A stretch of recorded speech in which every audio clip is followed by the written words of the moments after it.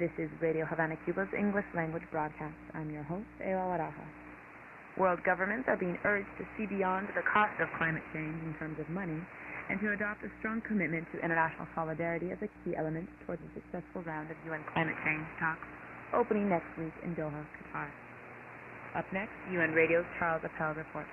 Representatives from 194 countries begin meeting in Doha from Monday, November 26th to December the 7th to try, among other issues, to extend the Kyoto Protocol, the existing plan for curbing greenhouse gas emissions by developed nations, which expires at the end of 2012.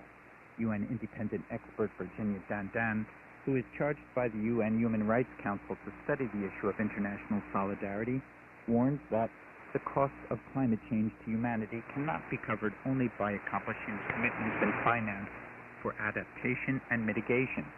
She says the international community must be prepared to give much more than money.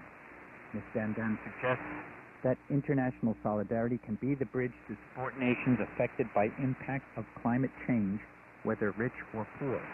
She argues that international solidarity on climate change is key to help building a global constituency for more equitable arrangements for climate change, particularly on investments, finance, aid, debt, technology transfer, intellectual property, migration, environment, and the Global Partnership for Development. The UN independent expert also called upon developed countries not to back down from their long-standing commitments and at the same time ask those new polluters to do their part in the process. Charles Appel, United Nations. And we're about out of time for today. You can join us here again tomorrow, same time, same frequencies. If you want to tune in online, just go to www.radioht.cu. From here in Studio 6 in the heart of the Cuban capital, this has been Radio Havana, Cuba's English